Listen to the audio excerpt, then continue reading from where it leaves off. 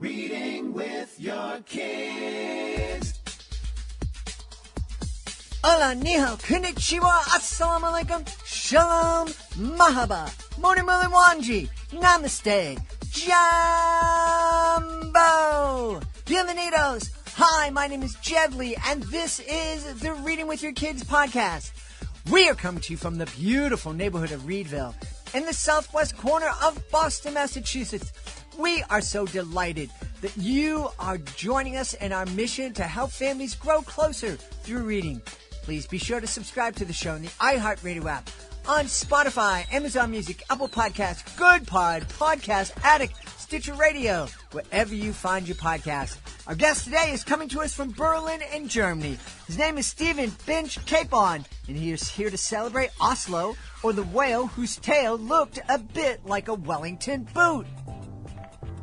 Before we invite Stephen into the studio, we want to let you know that this episode of the Reading with Your Kids podcast is brought to you by The Adventures of Forkman, written by W.R. Mackenzie and Tiffany Caldwell. This is a really fun, creative, engaging, and refreshingly original story. It's a perfect introduction to etiquette for readers of all ages. Teaching our kids old-fashioned manners and etiquette, it's a really fun gift that we can give our kids. And The Adventures of Forkman is a really great introduction to those conversations. As our authors like to say, when poor manners are present, Forkman will always be there to save the day. Get your copy today, The Adventures of Forkman, a children's book of etiquette by Tiffany Caldwell and W.R. Mackenzie. This episode of the podcast is also brought to you by Snoodles, Cadoodles, Poodles, and lots of noodles. The fantastic picture book by Stephen Joseph. Out of a world where crankiness reigns and cars run on sauerkraut comes a new invention. The Snoodlemobile, the brainchild of Herbie Snoodleman. Now cars are powered by noodles, and the delicious aroma fills everyone with happiness. Except for one person. Yep, that's right, Sour Cruderman, the brains behind the once popular Krautmobile. But when Cruderman decides to seek revenge on his business rival, the unexpected happens. After all, when cars run on noodles, anything is possible. The latest children's tale by author Stephen Joseph invites readers of all ages to enter a world where imagination is king and even the crankiest person can find happiness. Get your copy today. This book is oodles and oodles of fun. It's Snoodles, Cadoodles, Poodles, and lots of noodles by Stephen Joseph. Join us right now from Berlin and the beautiful nation of Germany. Our guest is here today to celebrate his debut chapter book. It's called Oslo, or the whale whose tail looked a bit like a Wellington boot. Please welcome to the show, Stephen Bench Capon. Hey, Stephen, how are you? Hi, I'm great, thank you. Thanks, nice to be here. I'm really delighted that you are here. First, I have to ask you, what does a Wellington boot look like? A Wellington boot is basically like what a builder or a plumber or someone who has to work in mud has to wear. So it's a big chunky thing made of rubber. A big chunky thing made of rubber. And poor Oslo has a tail that looks like a big chunky thing made of rubber. Yeah, well, I wouldn't say poor Oslo at this stage. Okay. Like, part of the book is about how he like first he has to find out that his tail looks like that, because you don't always like look around the back of your of your body if you're a whale, and so he finds out about it, and then he has to decide how to react to it. And he actually has a very positive attitude towards it. He embraces who he is. So yeah. Well, good for Oslo. I never thought of whales and whether or not they checked out what they look like, or even if they could check out what they look like from behind. Well, yeah, their neck is quite restrictive, I think. So it's difficult for him. Yeah. So he learns from other people. He finds out other people explain to him, and he kind of figures it out. Yeah. I have to ask, what was the inspiration for this story? Yeah, well, the whale, I have kids, and we had a little toy whale who we used to play with at bath time. And it didn't have a tail that looked like a Wellington boot. but you probably know Paddington Bear. And so we had the whale that needed a name, Wellington Whale, Paddington Bear, kind of rolled off the tongue, the alliteration. So originally he was going to be called Wellington Whale. But then I kind of changed it because we got to thinking, who might a whale be who's called Wellington Whale? And then I came up, okay, well, maybe it's his tail that's a bit different. So that was the initial inspiration. And then I got to thinking, who might he be? Where's he from? What's special about him? So that was the spark, yeah, definitely. Yeah. But you took that spark and you really built on it. You've created the story about kind of how a lot of us discover who we are, and it's not always the most healthiest way of discovering who we are by what other people think about us. Yeah, exactly. Because a lot of it is about, I basically had this whale as a character, and then I just basically thought about my own childhood, because a lot of it takes place at school. He goes to school. A lot of people think only fish live in schools, but in my book, whales go to school too. So that's cool. And then I thought, how would it be for me if I was this whale going to school? You make friends, people call each other names, and you interact. And also with the teachers, they have to see how they would interact with a whale. They've never seen a whale before either, whose tail looks a bit like a Wellington boot. So you kind of get into it, and then the story develops as you go along, which is cool. I would say it gets legs, but obviously they're fish. They're mammals. They're not fish. That is clarified in the book too. When you said you said that the spark was, you were playing with your kids. You had this toy. You called it Wellington Whale. It was a great alliteration. And then you decided to write a story. When you were sitting down and putting fingers to keyboards, was it your intention to tell and share this lesson with the readers? No, not to begin with. The first things I wrote were actually not part of this story with the whale. The first things I wrote were when I'd been trying to explain things to my kids, about, fairness or sharing or grumpiness, just things that children ask about. And I try to explain them something and I wouldn't really be able to manage. I'd be like, well, is that fair? Is that not fair? And then the next day, I had a little notebook and I tried to jot down, maybe I can actually figure out what fairness is, or how can you make it also not what just it is, but how can you communicate it to a child? Because if you can do that, then you've probably understood it for yourself. And then I had all these bits and pieces, about fairness and sharing and things like that. And then I was like, wait a minute, this could kind of form into a story. And then the whale is kind of he kind of carries the story, but it's a lot about these themes as well. But then he kind of popped in around the same time as I had these themes, and it all kind of came together nicely, which was nice. Cool. Yeah, that's really, really cool. One of the things that I love about what you're sharing with us, and obviously I love the fact that as an author you were making these notes and really thinking about these different things. But I especially love that you were doing that as a dad. Yep. A lot of the things, and even myself, it's been many years since my kids were young, but a lot of us are just kind of winging it, just kind of going along. It's so what's going to come up today? And, and hopefully I'll be able to deal with it. It sounds like you were a little bit more present, a little bit more mindful of the way you were parenting. Yeah, I hadn't read books in advance very many. I read one book, Pregnancy for Men or something.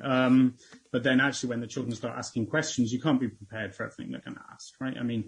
I might have had friends ask me questions at school about maths, but it's very different when you're trying to actually explain things to your children because it matters, right? Particularly when they're very young, they listen to what their parents say. I don't know if that changes when they get older. But so I kind of have an awareness of the importance of what I say, right? It does matter. So it's a good way of figuring out as well how much I don't know, how little maybe I've thought about certain things, right? Because children have so many great questions, they just ask, what is the sea or something? And then you just I don't know, it's the water, that goes around. Just really, obvious or, things you never think about until a child asks it, which is cool. Yeah.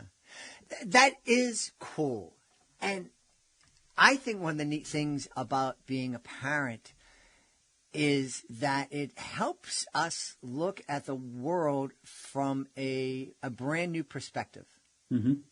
Yeah, I mean, definitely. I mean, that's one thing I try to put in the book is that not only the children asking the questions, but I have the parents and teachers, like a lot of it's at school. As I say, there's an English teacher, a maths teacher, an art teacher, and a lot of it is the teachers also not knowing all the answers, right?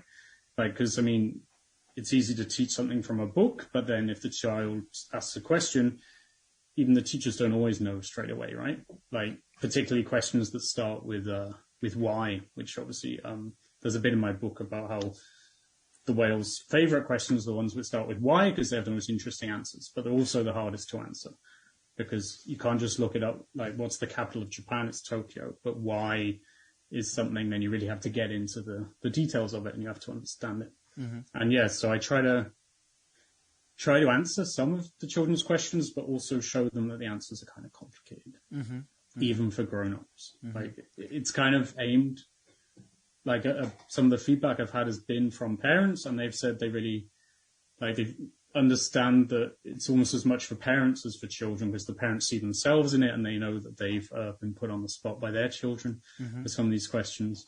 So they recognize that, I think. Yeah. And a lot of it, the dad is particularly, like, he's a single parent in it, which I'm not. I have a wife, I'm lucky enough. But he kind of gets tired. And like one bit of it is often he says, "Oh, I'll tell you tomorrow mm-hmm. if Oslo asks a question," because he's just tired. And it's mm-hmm. like just trying to show the children, like, parents do get tired, you know? Yeah. And that's okay to say to your kids, because there are a couple of times when my kids, right before bedtime would ask me these very complicated questions. Mm. And it's okay to sit down and go, we'll talk about that tomorrow. That's a big question. There's a lot to unpack about that question. I remember this one particular time we were watching a very wholesome TV show, and a commercial telling folks what was going to be covered on the news came on, and mm-hmm. The subject they were going to be covering wasn't something I really wanted my second and third grade kids to hear at the time. And they turned and asked, and I said, "We'll talk about that tomorrow." So, consult with some folks. I mean, it's sometimes better to, you don't want to fob them off with something that, like, brushes it away, but mm-hmm. At the same time, you don't want to tackle a subject in the wrong way, right? So sometimes it's better to do it when you have more time, more space, or more time to think about it as well. Yeah. And I really love that you corrected me early on talking, well, I wouldn't call Oslo poor, because he really loves himself, and he likes the fact that his tail looks like a Wellington boot. I think that's an important example for our kids to experience. Yeah, I mean, he very much... I think it's up to him, right? I mean, when he finds out, I try to make it clear that it's up to him how he responds to this. And his response is to take ownership of it and to say, okay, because it's the kids calling him, they call him the name Wellington as like they kind of tease him slightly. And that's how he finds out. But then he kind of takes ownership of him and says, okay, if that's me, then that's the way I'm supposed to be, right? He doesn't say I should change it. And I mean, you do get... stories, obviously, where, I don't know, there may be a child in a wheelchair that gets healed at the end of the story or something, and then can walk. But I didn't want to do that sort of thing. It was important for me that here, Oslo, it's not about getting a miracle cure or getting healed or somehow not being different. Like, he is different, mm-hmm. but that's good. That's the way he is, and it's how he embraces that. And it's not even comes to terms with it. It's just about his response and how he takes ownership of it. Yeah. That's the way I would think. Yeah, it's cool to be different. Yeah. Yeah. It can be hard, obviously. I mean, it doesn't mean it's great, right? Because it does make some things more difficult for him. Mm-hmm. He does have different challenges that maybe the other children don't have. But yeah, it can be cool in its own way. Yeah. Did you always think that you'd become a children's author? No, I mean, I've always liked writing, and I've always liked language. Like, I mean, even at school, you have creative writing competitions, or there's chance to write a short play or something. I've always enjoyed that kind of thing, but I never. I studied languages, but not like writing, not creative writing or something at university. So no, it was it kind of just emerged, as I say, as these ideas started to come together, and I'd written other like little things privately. Like I once wrote a little sitcom pilot, but I didn't really share it with anyone. Or I've written a short like audio book for kids, like a little play. But this was the first thing where I thought, okay, this is idea, and this is kind of has a structure that's solid enough to actually put the effort in to make a book of it. Because it wasn't easy. Like you have these few ideas and you have the character, but then actually putting the effort in to create a structure and like to rewrite it, to edit it, to make sure the story works, to make sure it's consistent, to ask people for honest feedback is a big challenge, because you really have to like put yourself out there. And then to listen to people and to improve it. Like it's, hasn't been a quick process for me. Like I have a day job, as it were. But I'm really happy. It was the thing I kind of set myself a target last year. By Christmas, it'd be great to hold the book in my hand. And I got the first copies in early December. So that was really cool. It was really nice feeling. And I was able to like read it to my kids as well. Like I'd read them the draft manuscript before, but then for them to actually have the book and be able to read it, it's wonderful. How was that? How did the kids react when Dad's book that started off with them playing with the toy whale, and they were now able to hold the book in their hands? They were really proud. They like ran off, took like some copies to school straight away, and going, "My dad's written a book. Do you want to buy the book? Do you want to buy the book? Everyone should buy the book." Like they were really, and we've been able to give one to the school library, which is really cool, and like the local library here in our bit of Berlin, and also the central library. So that's really cool. And then we even saw it on the shelf in the library last week. The kids are really, really happy. And and David, he's 9, so he can read it independently as well, which is nice. And yeah, they were kind of proud as well. And it's nice to be able to show the children that, something like that is possible, they've always loved reading, which is nice. Like we've read together since they were very young. Like Natalie, my daughter, like the first word she said consistently, she'd run around going book, book, book, book, book, book, book, which was cool. But that a book is also a thing that basically, I mean, anyone, if they have a cool idea and they have the time and etc. and a certain amount of other opportunities, obviously not everyone can do it, but know that it's something that can really happen, right? Yeah. It shows them that you can achieve aspirations and things, which is nice. Yeah, such an important lesson. I love it. Just one other question. You were, in your note to me, you said you grew up in England. Yeah. And now you immigrated and live in Germany. What's that like, becoming an expat and living in, I know both countries are, part of Europe, but they're very different cultures. Yeah. I mean, I'm lucky. I speak very good German. I had German at school, and then I lived for a year in Germany. So I speak the language. So I think that is one barrier that I don't have. I think some people, if they don't speak the local language, can find it a bit harder to settle in. And I have a good mixture of friends, I would say German friends, but also from other countries that aren't England, I would say, which is cool. So I feel quite embedded here. And the children were born in Berlin. Like it says Berlin on their passports. They consider themselves German as well. So it means we have a very close connection now. We've lived here for over 10 years. So it's nice. I mean, it's still nice. I have the connection to home still. Like there are certain British foods that I do miss from back home, if you can believe that. But you can get like British cheese here in the supermarket, which is nice. But yeah, it's not, I think, and Berlin is a wonderful city. It's, I mean, there are people from all the nations of the world here, the hundreds of languages you hear on the street. It's a very open, tolerant modern society. It's really nice. It doesn't feel threatening or anything like that. I've very much liked it here. Wonderful. Well, I know people are going to want to know where they can go to find out more about Oslo, the whale, or the whale whose tail looked a bit like a Wellington boot, and a little bit more about you. Yeah, I have a website. It's stephenbenchcapon.eu, it's European Union. Or on Amazon, like if you search for Oslo whale book or something on Google, you can probably find it directly. Or on Amazon, something similar. Or otherwise, it's stephenbenchcapon.eu, which is obviously quite hard to spell, but hopefully there'll be a link somewhere. Yes, there'll be a link in the show notes. We've had a really fun time speaking to the author of Oslo, or the whale whose tail looked a bit like a Wellington boot. Our guest has been Stephen Bench Capon. Hey, Stephen, thanks so much for being with us. Yeah, thank you.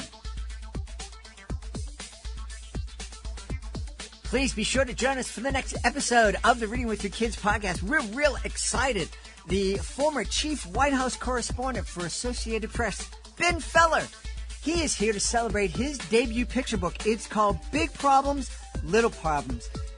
This is a fantastic conversation. I had so much fun. We talk about being a dad, helping our kids take the world and put it in a proper perspective.